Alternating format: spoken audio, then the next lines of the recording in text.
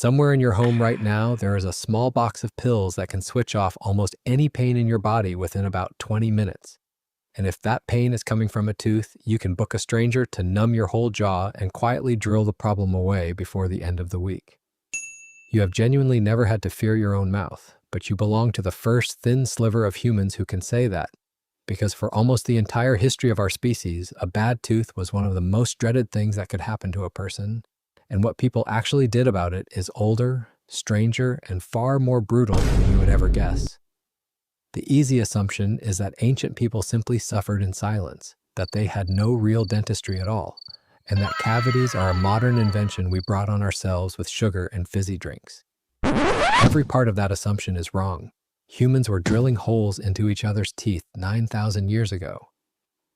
They were filling cavities before anyone had invented the wheel, and decay was quietly rotting human mouths for thousands of years before a single crop was ever planted. Start with the decay itself, because that is where the old story falls apart first. In 2014, a team led by the researcher Louise Humphrey, publishing in the journal PNAS, studied 52 sets of adult teeth from a cave called Tafaralt in Morocco, belonging to hunter-gatherers who lived around 15,000 years ago. More than half of those teeth were riddled with cavities, which simply should not have happened according to the sugar theory, because these people lived thousands of years before farming existed. The real culprit was wild acorns, which they gathered and stored and ate in huge amounts, and those starchy nuts fed exactly the same bacteria that rot teeth today, so decay was never a modern curse. Our ancestors were aching long before they were farmers, which means the need for something like dentistry is very nearly as old as we are. The trouble was that nobody had the faintest idea what was actually causing it. For thousands of years, across almost every early civilization on Earth, people believed that a toothache was the work of a tiny worm that lived inside the tooth, tunneling through it and feeding on it from the inside. This was not a vague campfire story. It is written down on a Mesopotamian clay tablet that you can still go and see in the British Museum, in which the worm speaks to the gods and asks to be given a home inside the human jaw, so that it can drink the blood of the gums and gnaw at the roots of the teeth. The belief in that worm was so powerful that it survived for more than 3,000 years, all the way into the 1700s, long after people really should have known better. And once you are certain a worm is eating your tooth, the cure becomes obvious because you simply have to get the worm out. So the standard treatment across the ancient world was to scatter the seeds of a plant called henbane onto hot coals, funnel the rising smoke into the aching mouth, and wait for the worms to drop out. People genuinely swore that they saw them, tiny, pale, wriggling shapes falling from between their teeth.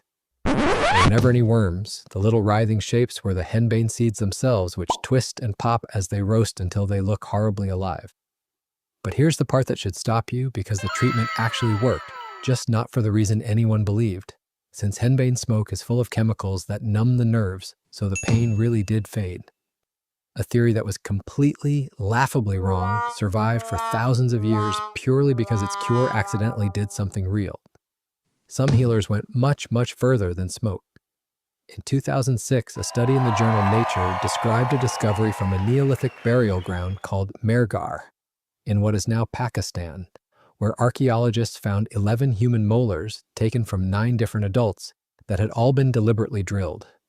The holes were neat, round, and cut deep into the living tooth, and the tool that made them was a bow drill tipped with flint, the very same instrument these people used to bore holes through stone beads. This happened around 9,000 years ago, which makes it the oldest known dentistry anywhere on Earth, and the teeth showed clear signs of healing afterwards, which means the patients were alive when it was done, and they lived through it.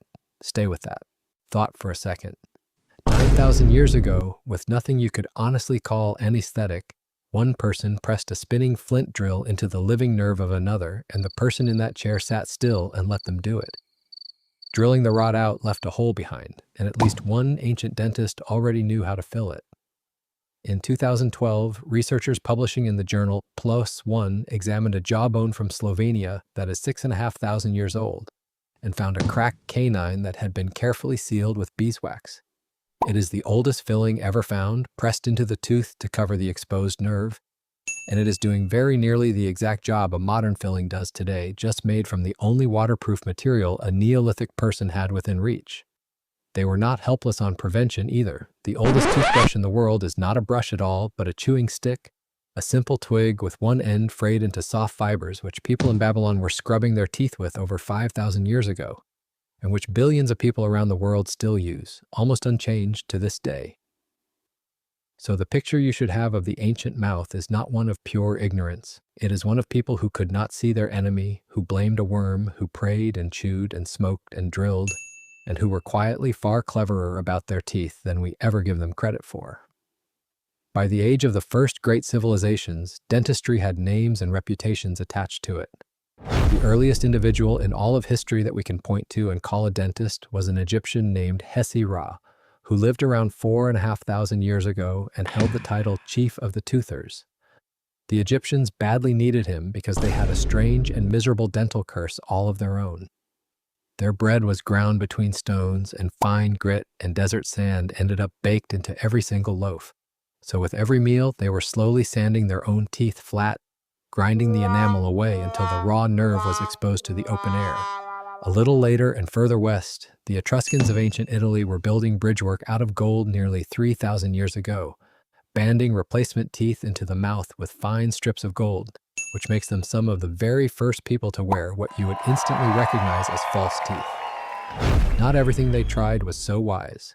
The Romans wrote their toothache cures down in careful detail, and some of them are genuinely difficult to read because the famous writer Pliny the Elder recommended everything from rinsing your mouth with the ashes of a burnt dog's head to catching a live frog and tying it to your jaw to draw the ache out through the skin. When the frog inevitably failed, there was at least one folk remedy that truly worked, because chewing on the bark of a willow branch releases the same chemical that we now purify and sell as aspirin. So for once, the ancient answer to pain was quietly, genuinely real medicine. But when the smoke and the beeswax and the willow bark had all failed, there was only ever one option left, and it was a terrifying one because the tooth simply had to come out. For most of history, there was no gentle way to do this, and nobody you would recognize as a doctor to do it. Teeth were pulled by barbers, by blacksmiths, and by traveling tooth pullers, who worked the crowds at fairs and markets, sometimes with a drummer beside them playing as loudly as possible to cover the screaming. There was no anesthetic. The tools were crude iron pliers that crushed as often as they gripped, and a clumsy pull could shatter the jaw or leave splinters of broken root behind to fester. People were so frightened of it and so utterly short of real help that by the Middle Ages they were reduced to prayer, calling on Saint Apollonia, an early Christian woman whose own teeth had been violently smashed out during her killing, and who became, of all things, the patron saint of toothache. And this is where the whole story stops being merely strange and turns genuinely dark, because for almost all of human history, the toothache itself was never the real danger. The real danger was what came next. An untreated tooth turns into an abscess, and an abscess is a pocket of infection sitting only a few centimeters from your airway and your brain. And in a world with no antibiotics, that infection had nowhere safe to drain.